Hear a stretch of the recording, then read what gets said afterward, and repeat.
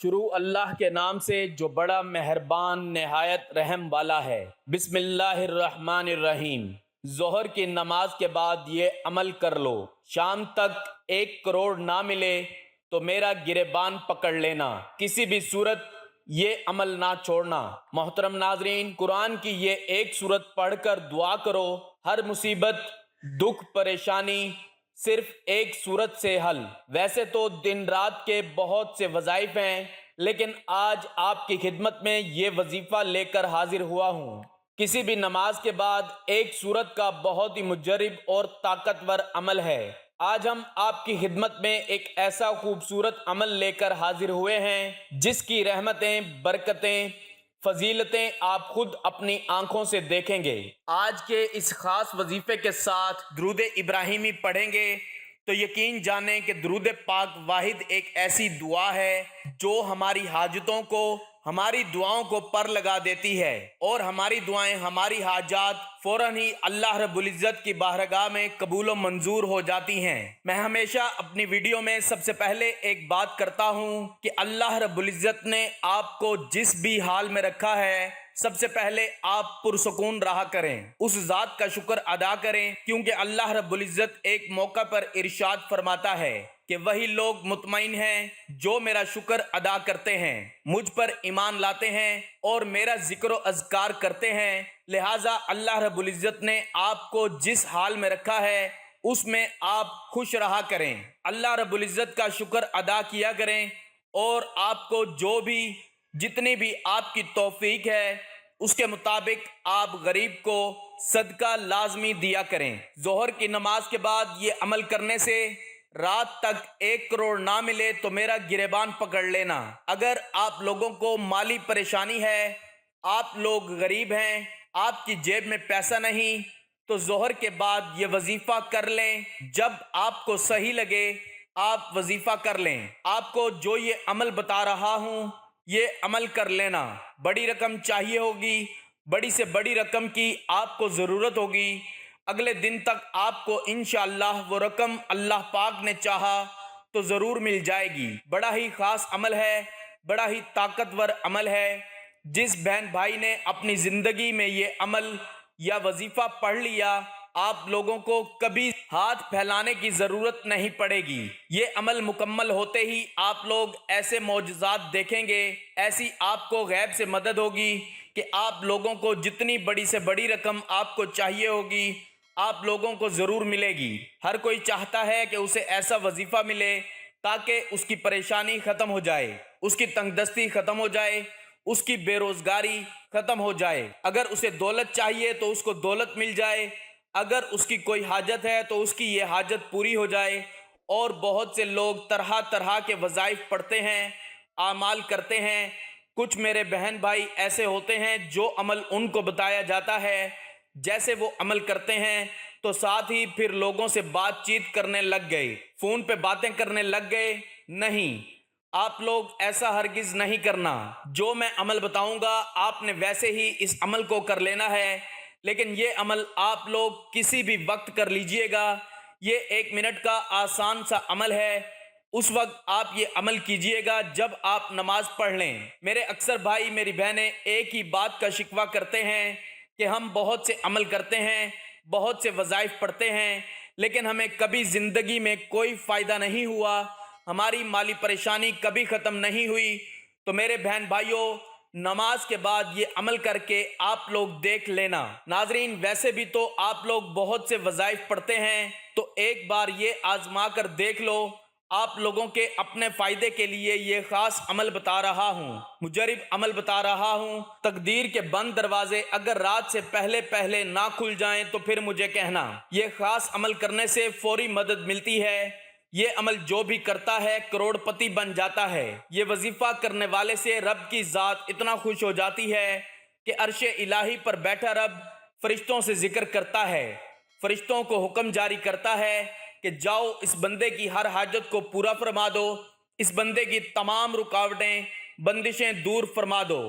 اللہ والو، اگر آپ چاہتے ہیں کہ رب کی ذات آپ سے خوش ہو جائے، آپ کی نسلوں کو آباد فرما دیں، تو یہ خاص وظیفہ اور ساتھ میں ایک دعا بھی آپ کو بتاؤں گا لہٰذا ویڈیو کو آخر تک دیکھیے گا تاکہ آپ کو پورے وظیفے کی صحیح طرح سے سمجھ آ جائے۔ اس وظیفے کو کسی صورت مت چھوڑیے گا، کیونکہ رب کی ذات جب دینے پہ آتی ہے تو نہ شکلیں دیکھتی ہے نہ اعمال دیکھتی ہے۔ رب کی ذات جس بندے سے راضی ہو جائے اس کی نسلوں کو آباد فرما دیتی ہے۔ اگر آپ بھی اپنی نسلوں کو آباد دیکھنا چاہتے ہیں، اپنے گھر سے بے سکونی کا خاتمہ چاہتے ہیں، تو یہ خاص وظیفہ کسی صورت نہ چھوڑنا۔ یہ وظیفہ اتنا آسان اور مجرب ہے، اور اللہ کا کرشمہ دیکھو گے کہ کیسے آپ کے اوپر اللہ پاک کی کرم نوازیاں ہونا شروع ہو جائیں گی۔ یہ وظیفہ سارے وظائف کا بادشاہ ہے۔ یوں سمجھ لیجئے کہ اس کو کرنے کے بعد آپ دیکھنا کیسے اللہ آپ کے اوپر رحمت فرما دے گا، کیسے آپ کے کام بنتے چلے جائیں گے۔ اس عمل کو کرنے والے کی زندگی میں آسانیاں پیدا ہونا شروع ہو جاتی ہیں۔ اس عمل کو کرنے والے کی زندگی سے مشکلات ختم ہونا شروع ہو جاتی ہیں۔ اس وظیفے کو کرنے والے کے تمام بگڑے کام بننا شروع ہو جاتے ہیں۔ آپ کے اوپر کسی بھی قسم کی بندش ہے، رکاوٹ ہے، آپ کا کاروبار کا مسئلہ ہے، کاروبار چل نہیں رہا، گھر میں جو بھی بے برکتی یا بے سکونی ہے، مایوسی ہے، انشاءاللہ اس وظیفے سے یہ تمام مسائل دور ہو جائیں گے۔ اس عمل کو کرنے کے بعد انشاءاللہ آپ کے اوپر سے ہر طرح کی جو بندشیں ہیں، رکاوٹیں ہیں، ٹوٹ جائیں گی۔ آپ کی زندگی میں خوشیاں آ جائیں گی۔ جو بھی آپ کے مقصد ہیں، جو بھی آپ کی حاجتیں ہیں، وہ پورا ہونا شروع ہو جائیں گی۔ پہلے جو بھی کام کرتے تھے وہ صحیح نہیں ہوتا، یا آپ کے ذہن میں کوئی مقصد ہے، آپ کسی کام میں لگے ہوں، اس میں آپ کو فائدہ نہیں مل رہا، تو اس عمل کو کرنے کے بعد انشاءاللہ ہر طرح کی بندش یا رکاوٹ، نظر اور حسد سب دور ہو جائے گا، اور آپ کی تمام حاجتیں پوری ہو جائیں گی۔ جو بھی آپ کا مسئلہ ہے انشاءاللہ وہ دور ہو جائے گا۔ آج صرف ایک تسبیح پڑھیں، اور اس وظیفے کی برکت سے دولت آپ کے ہاتھوں میں ہوگی، آپ کے ہاتھوں میں پیسہ ہوگا، انشاءاللہ دیکھ لینا غیب سے آپ کے لیے دولت کا بندوبست ہو جائے گا۔ یہ جو وظیفہ میں آپ کو بتانے جا رہا ہوں یہ بہت ہی خاص وظیفہ ہے۔ یہ جو تسبیح ہے اس کو پڑھنے سے اللہ پاک کی ذات بہت خوش ہوتی ہے۔ وہ ہستی جسے کسی آنکھ نے نہیں دیکھا، جسے کوئی گمان نہ چھو سکا، تعریف کرنے والے اس کی تعریف سے عاجز رہے، نہ حادثات اسے بدل سکیں۔ اس زمانے کی بے ثباتی کا کوئی خوف نہیں، پہاڑوں کے وزن اور سمندر کی پیمائش کا علم اس کے پاس ہے، بارش کے قطروں اور درختوں کے پتوں کے عدد سے خبر ہے، کسی پر رات کی ظلمت اور دن کی روشنی ہے، سب جانتا ہے۔ پر آسمان کی بلندی، زمین کی پستی، زمین کی گہرائی، سمندر کی گہرائی اور پہاڑ کی چوٹی پر کوئی چیز پوشیدہ نہیں۔ وہ ہر چیز کو اس کی تمام تفاصیل کے ساتھ جانتا ہے۔ آپ آہستہ سے بولیں یا زور سے، وہ آپ کے اندر چھپی تمام باتوں سے باخبر ہیں۔ وہ تمہارے رگوں میں چلنے والے خون کی آواز سنتا ہے، پتے کے ٹوٹنے اور زمین پر اس کے گرتے وقت آواز کو سنتا ہے، زمین کے اندر اس کے نیچے چلنے والے کیڑوں کی آواز سنتا ہے، سمندر کی تہوں میں چلنے والی مچھلی کی آواز سنتا ہے۔ بحر و بر میں جو کچھ ہے سب کچھ اس کے علم میں ہے، اور اس کائنات کا بادشاہ ہے، رب ہے۔ مسند احمد میں حضرت عبداللہ بن عمر رضی اللہ تعالیٰ عنہ کی روایت میں اس کا واقعہ بیان ہے کہ جب رسول اللہ صلی اللہ علیہ وآلہ وسلم کی عظمت کو بیان فرما رہے تھے، اس وقت آپ کی کیفیت یہ تھی کہ آپ کا جسم ہل رہا تھا، اور دیکھنے والوں کو ایسا محسوس ہو رہا تھا کہ آپ زمین پر گر پڑیں گے۔ اسے اللہ تعالیٰ کی معرفت اور خوشیاں کہتی ہیں۔ یہ معرفت انسان کے اندر ایک پنچال کیفیت پیدا کرتا ہے۔ یہ کیفیت اللہ کو دیکھے بغیر دیکھ لینا ہے۔ یاد رکھیں کہ اللہ کے اس عظیم کائنات جس کا ہم ایک بہت ہی چھوٹا قطرہ ہے، ہمیں ایک ہی مقصد کے لیے پیدا فرمایا ہے، اور وہ ہے عبادت۔ عبادت کے علاوہ کوئی مقصد حیات نہیں۔ بے شک وسائل و ذرائع ہوں، اللہ تعالیٰ کے خزانوں میں کسی کمی کو پورا کرنے کے لیے انسان کو پیدا نہیں کیا گیا، اور نہ اللہ رب العزت کا کوئی کام اٹک گیا جس کی وجہ سے انسان کی خلقت ضروری تھی۔ انسان خلقت کا واحد مقصد صرف عبادت ہے۔ انسان سے ہدایت قدوس کی صرف عبادت مطلوب ہے، اس لیے صبح شام اسے یاد کرو۔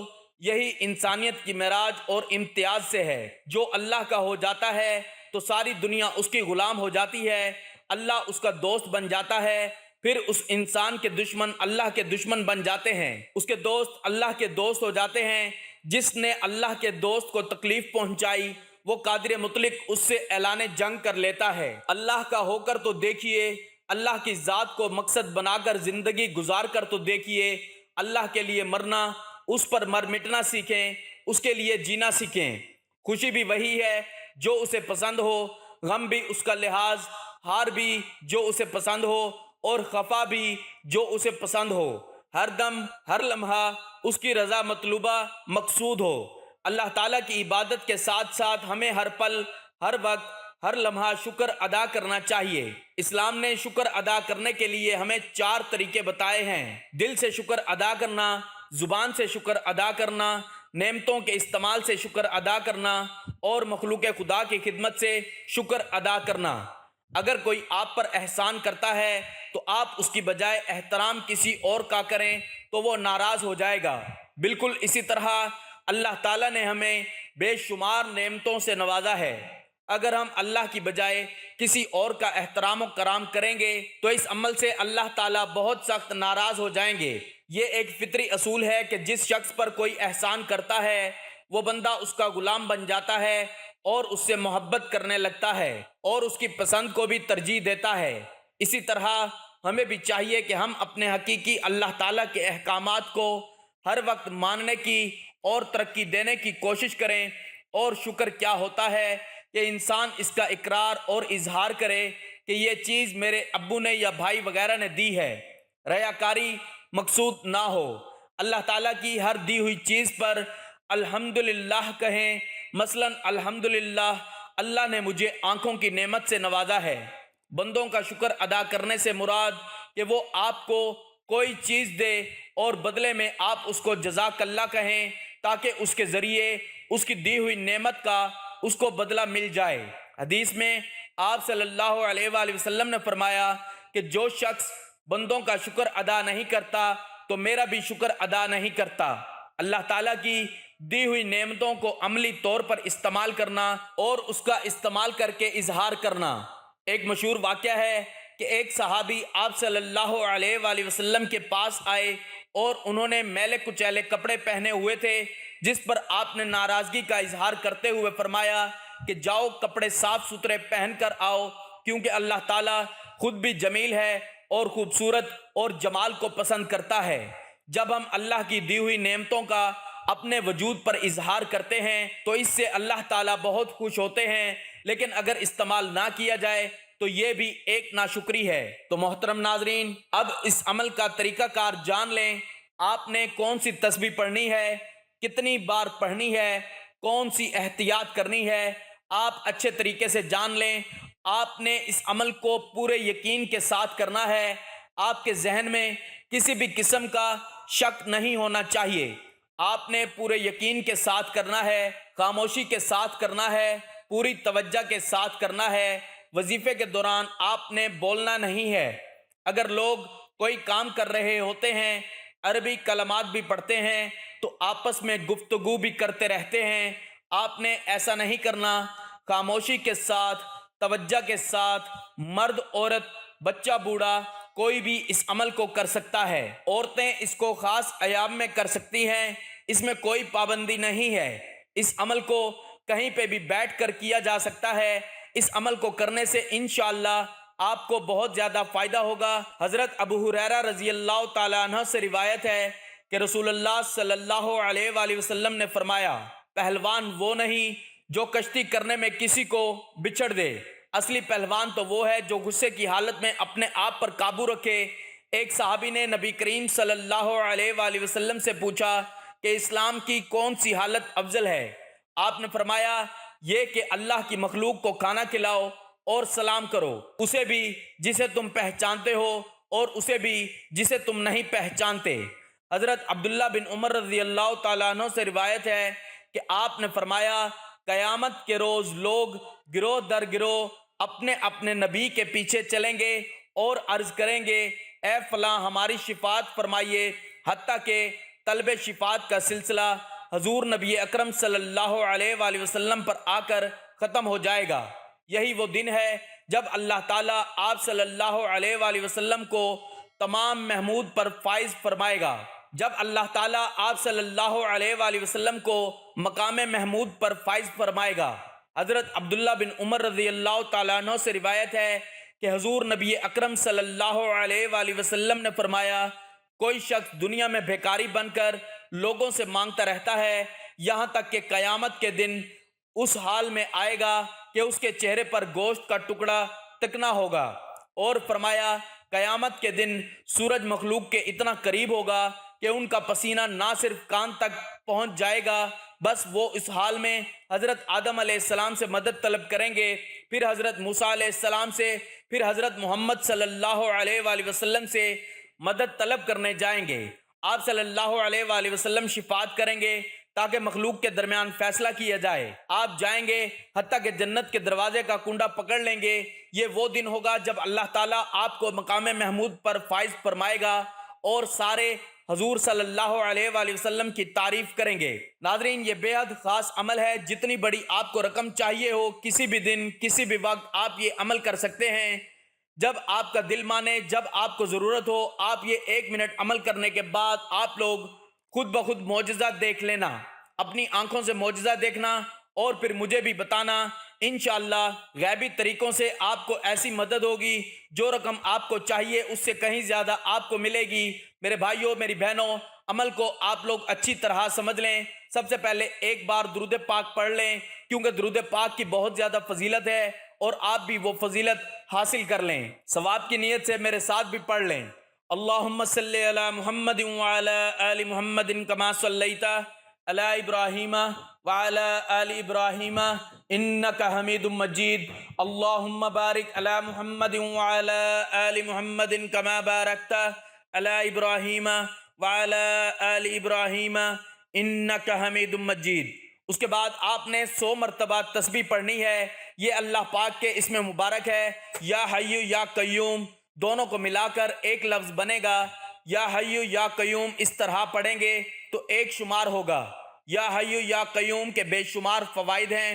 یا حی یا قیوم کا وظیفہ کرنے والے کو اللہ تبارک و تعالی عزت اور دولت عطا فرماتا ہے۔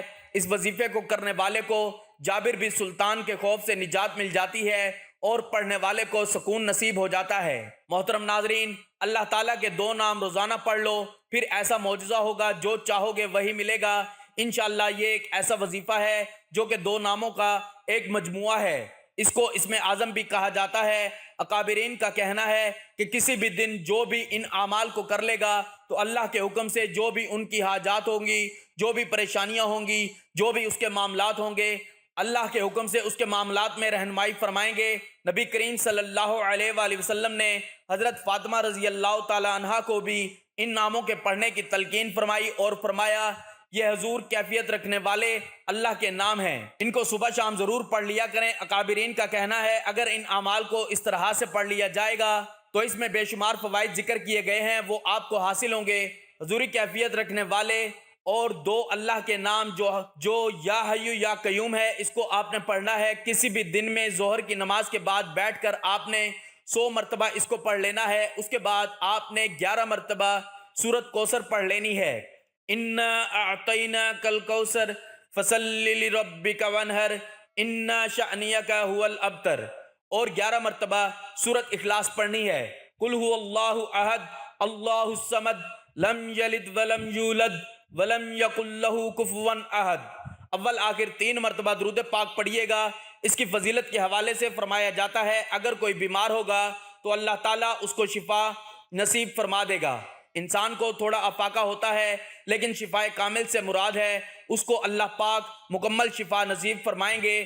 آپ نے 100 مرتبہ یا حی یا قیوم پڑھ لینا ہے۔ چاہے تو 1 گلاس پانی کا بھر کر رکھ لیں، اس پر پھونک مار کر پی لیں اور سب گھر والوں کو پلا دیں، اور پھر انشاءاللہ فائدہ حاصل ہوگا۔